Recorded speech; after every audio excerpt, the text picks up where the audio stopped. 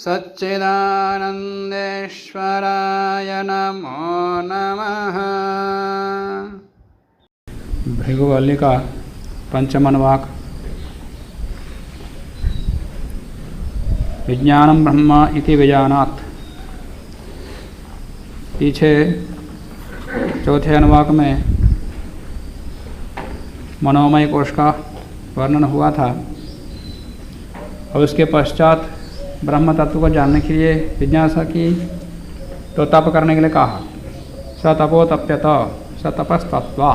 तप करके ये जान लिया कि विज्ञानम ब्रह्म इति विजानात्, विज्ञान ही ब्रह्म है। जब आत्मा के विषय में प्रश्न पूछा जाता है तो शरीर को आत्मा समझा, फिर प्राण को यही समझा, फिर उसके पश्चात मनोमय कोश को यही आत्मा समझा। इस प्रकार चलता है। जब वो परमात्मा को समझा, परमात्मा के विषय में पूछा जाता तब भी यही साधन तो यही रहता। इसलिए आत्मा के विषय में प्रश्न पूछें चाहे परमात्मा के विषय में प्रश्न पूछें, कहा जाएगा कि आत्मा कौन है? ये शरीर ही आत्मा है।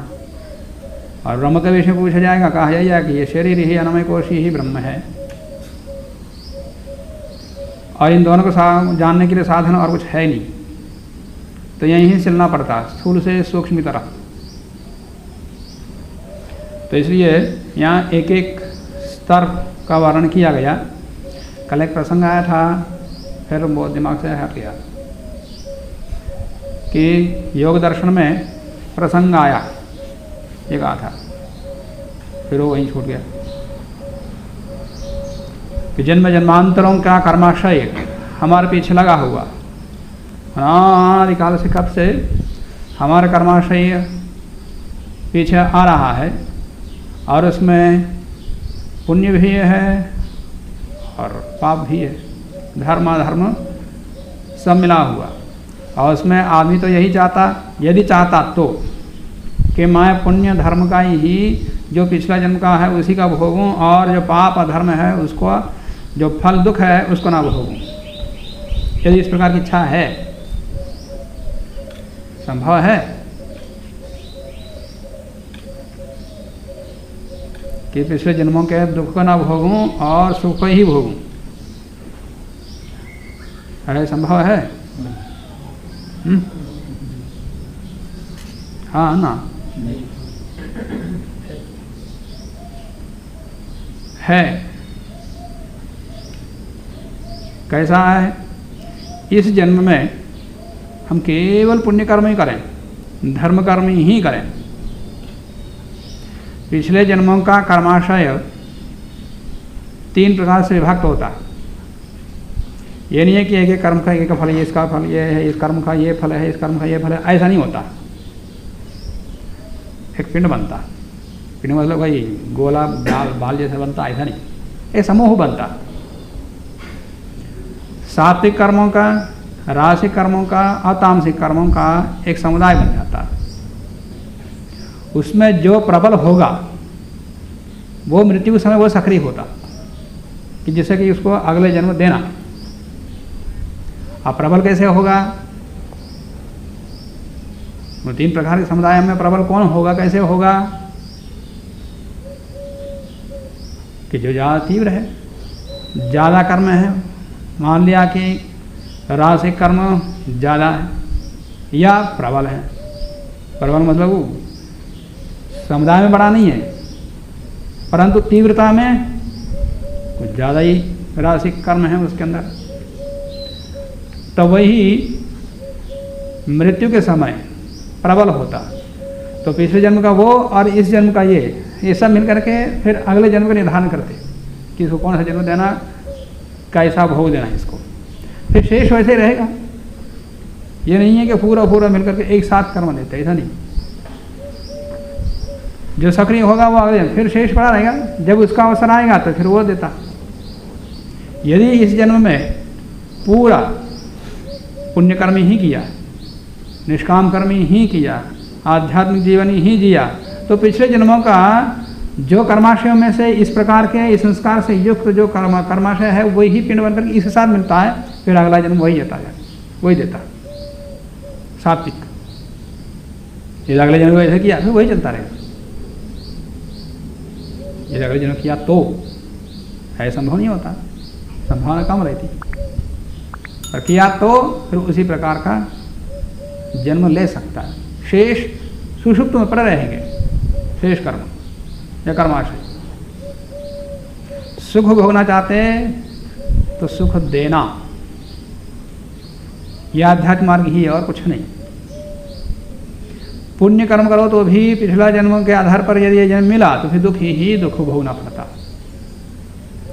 आदमी सोचता है कि इस जन्म तो मैं पुण्य कर्म ही कर रहा हूँ, कोई पाप कर्म नहीं किया नहीं, या फिर भी दुख मिल रहा है। जिसके आधार पर यह शरीर का निर्माण हुआ, जिसके आधार पर यह जन्म मिला, तो वो तो भोगना पड़ेगा, यही को भोगना पड़ता जो शरीर मिला, जो कर्म शुरू हुआ।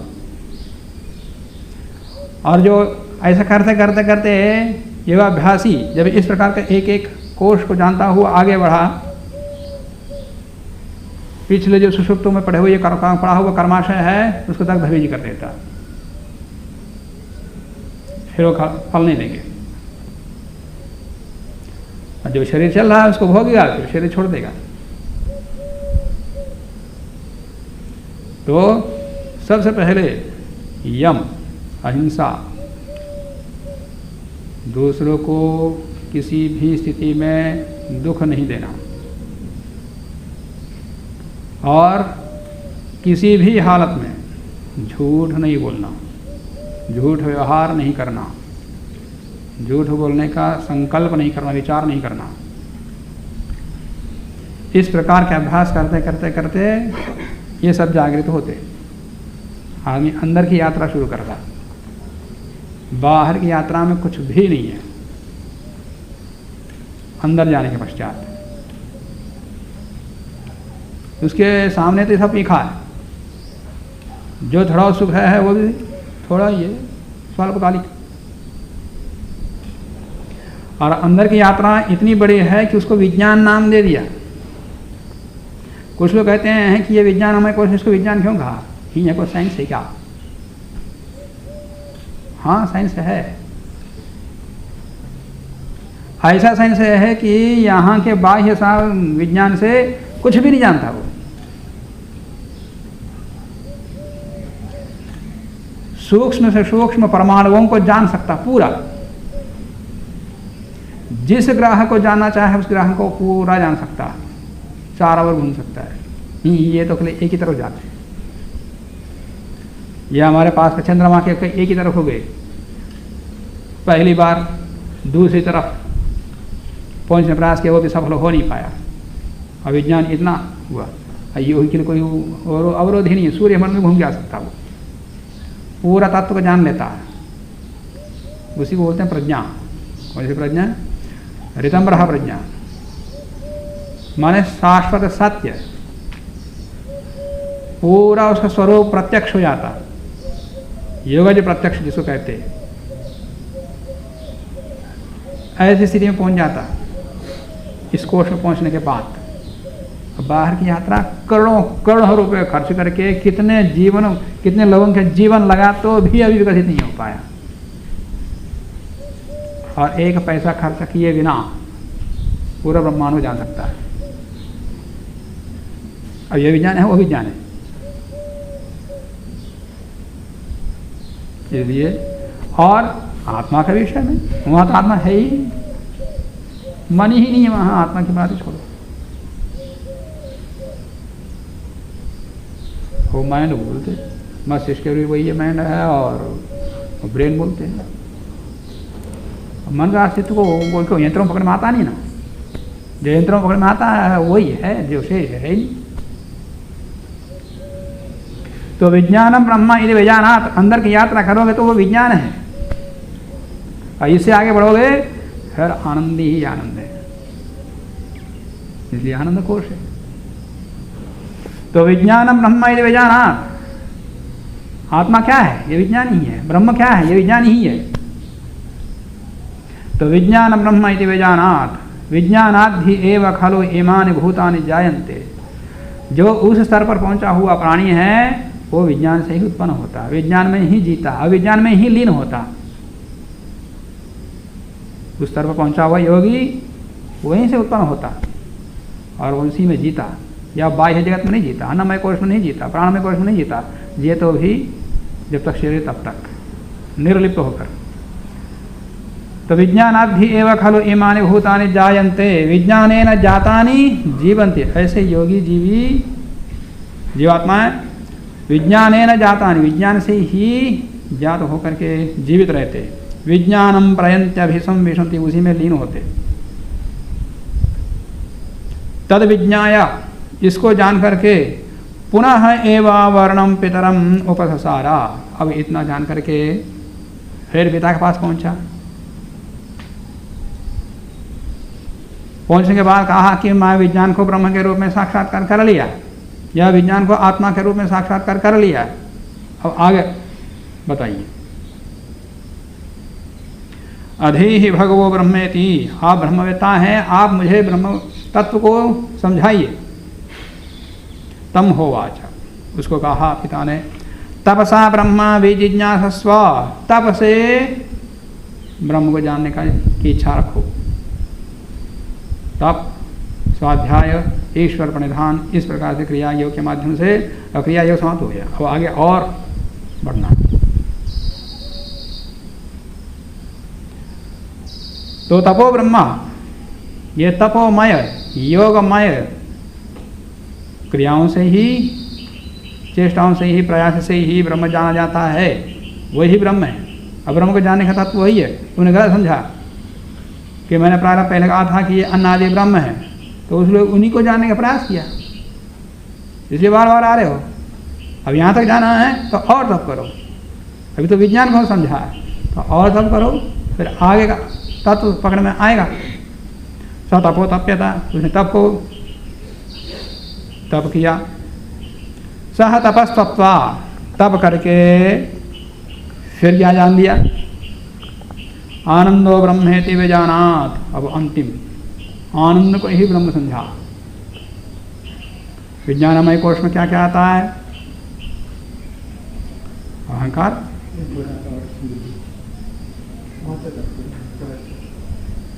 केवल अहंकार के लिए, और अन्नमय कोश में ब्रह्म तत्व, ओ महतत्व,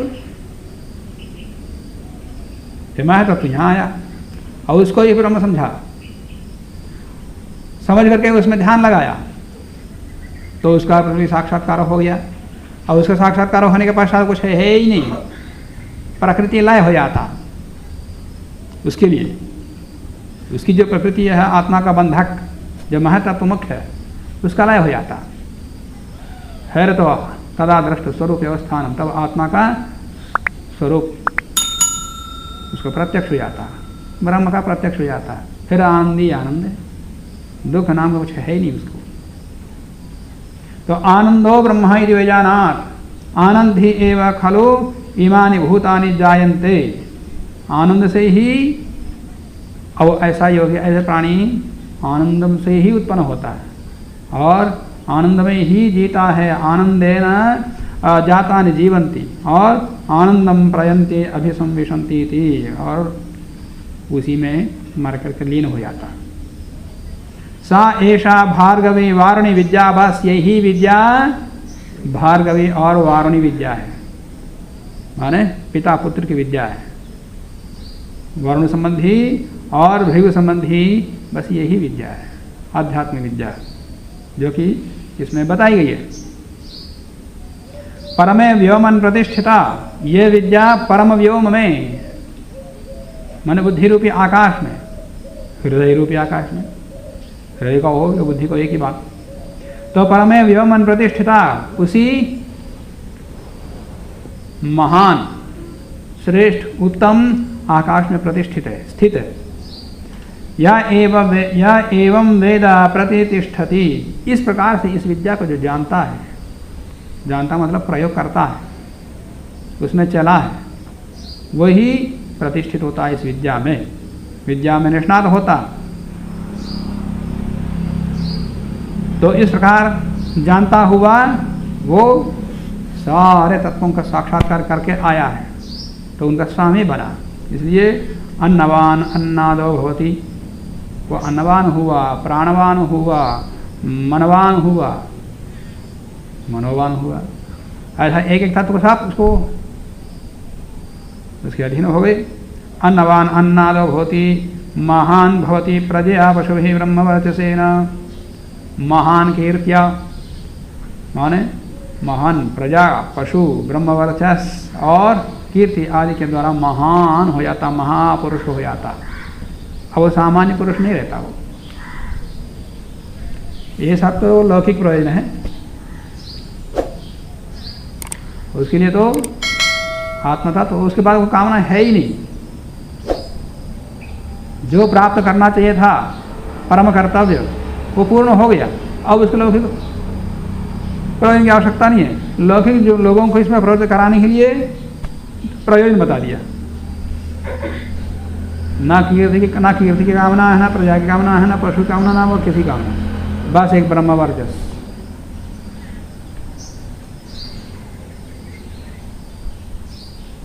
तो इस प्रकार से 58वां वाक्य समाप्त हो गया।